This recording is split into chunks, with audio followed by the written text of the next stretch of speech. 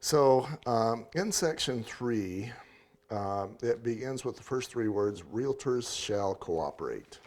And me not being nearly as awesome as you, I don't know what cooperate means. Actually, on the way over here, I was having a conversation with an agent about agents cooperating together. And I think that's working together for our client's best interests. How we operate together and to, I guess, marry our clients in a transaction. What I think we need to go on here and say, it says the obligation to cooperate does not include the obligation to share commissions, fees, or to otherwise compensate another broker.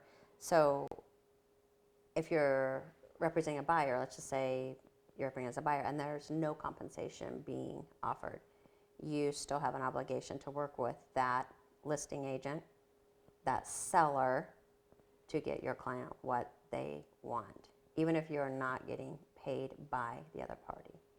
Does that make sense? So yeah, let's say the listing agent says, I'm taking 5% and I'm giving you 1%.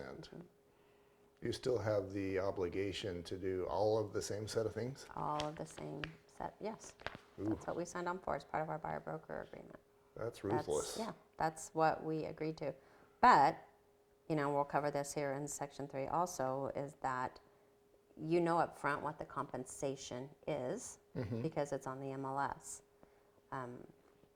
You can't make a decision not to show a home to a buyer because you don't like what the other agent's offering, and you may not get paid. We have an obligation to represent our clients. And I do know that there's been cases where, maybe an agent will say, okay, I've got 10 homes that I think might work, and that's too many.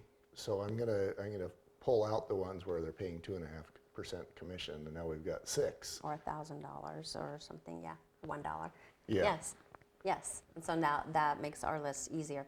But if those aren't the homes that best fit your client's needs, it's unethical. In my opinion, that's Right. unethical. So as a member of the ethics, what is it, the ethics board? I'm just on the grievance committee. As a member of the grievance committee, you would forward something like that on. I guess it's hard to say. Well, because it's hard to say because you don't know that someone didn't show your property because you weren't offering the full commission. Right. I shouldn't say there's no set full commission, but because you didn't offer a specific amount. Yeah, we could paint a picture where I think, maybe somebody was overheard saying, I'm not going to show this property. Yes. He's only offering X. Yes. And I guess the other side of the coin applies too. Sometimes, I don't know if this still happens, but sometimes there used to be like, sell this home, please. I'll send you to Disneyland. And so then, you push that home a little bit. Yeah, and that people do offer bonuses, like a $5,000 bonus if you get it closed by this date. You have to disclose that to your buyer that you're getting additional. I've got a good example of this. Okay. When I was licensed in Arizona, I had a guy I knew buying a home, and we went and looked at homes, and we would joke and say, I'm like, hey, Dave, I want you to buy this property because it's paying 5%. I like it 5% more. And we would joke about this. And he would say the same thing. Well, I don't know if I like that house 5% more than I like that one, because I would show him my full form, so he knew what I was getting paid. And at the end of the day, he said, hey, I've decided I like this home 5% better. And I'm like, that is awesome, but he knew what the commission was going to be on each home. And we actually had fun with that. And I told him, I don't want you to buy this home because it's 5% better. If you like this home because it's 1.5% better, I'm good with that because I want you to have the home that you want. Right. That works best for you. So, we have to, again, do what's best for our clients. That's awesome. And then we have the buyer broker agreement that says, so let's say on my agreement it says you are going to pay me 3%. If the listing agent is only going to pay 1.5%, and you want the other 1.5%, you tell your buyer, okay, when you go show a home, okay, do you want to see this home because they're only offering 1.5%, and our contract says that you'll pay me 3%, so you're going to be responsible for the other 1.5%. Communication. Communication, and they may decide, maybe I don't want to see that house, and you can say, I'll talk to the listing agent and see if we can request that they'll pay the full 3%, but there's no guarantee. That buyer may decide, hey, I don't want to see that house. I don't want to take that risk.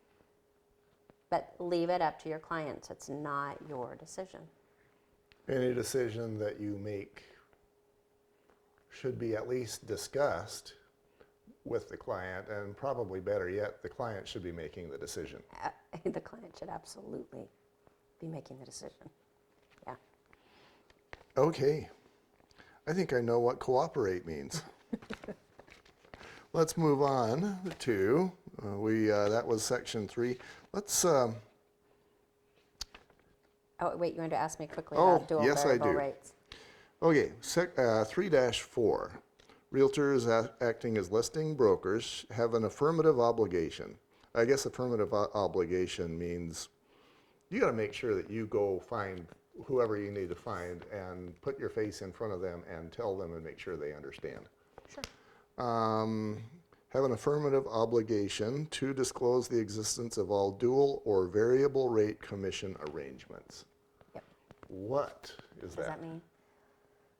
This is important because our job is to market our properties for our sellers, not just to other agents who have buyers who are ready, willing, and able, but to go out and try and secure a buyer ourselves. We can advertise on KSL, a million other platforms online, your signs, a million different ways.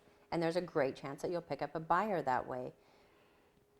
And now you're protecting yourself because you've got the listing side and you've got the buying side. So, you have a chance to double dip. Mm-hmm. So if an agent asks, are you representing anyone in any of these offers? You have to disclose that. And then they can ask you, is there a dual rate? That means, did you tell the seller or have you come to an agreement that you will accept maybe a percentage less because you're representing both sides? And that gives this offer an advantage over another. Mm-hmm. You have to disclose that. There's that horse again. Yes, if you are asked, you have to say, I am disclosing. You could go one step further and say, and I am also representing a buyer. And Yeah. then they ask, are you doing, dual agency? So I'm looking at the word affirmative obligation, which means, hunt those people down and tell them. So I'm going to say, you mentioned if you're asked, I'm going to say that you probably just need to tell them whether or not you're asked. Is that true? I've only had one person ever ask me that, but I always just say, and just so you know, my team is representing a buyer as well. And in that as an agent, it's up to you. Have you agreed to reduce your commission if you're representing both sides, or have you not? But you have that conversation with your seller ahead of time so they know, oh, if you bring the buyer, you're going to give me a little bit of a discount. Because when it comes to offer A that you're bringing in offer B and I'm going to be paying out more commission, they might just want to go with you because it's going to save them a little money. Right. But at the end, you need to point out all the advantages in offer B as well so that, again, you're looking out for your client. That sounds like communication. It is. And it gets tricky when you're representing both sides too. Oh, yes. I can only imagine. I'm sure you've got stories. We're not going to listen to those stories I this don't wanna time tell because 'em. we get the honor and opportunity of going to Article 4. We'll be back.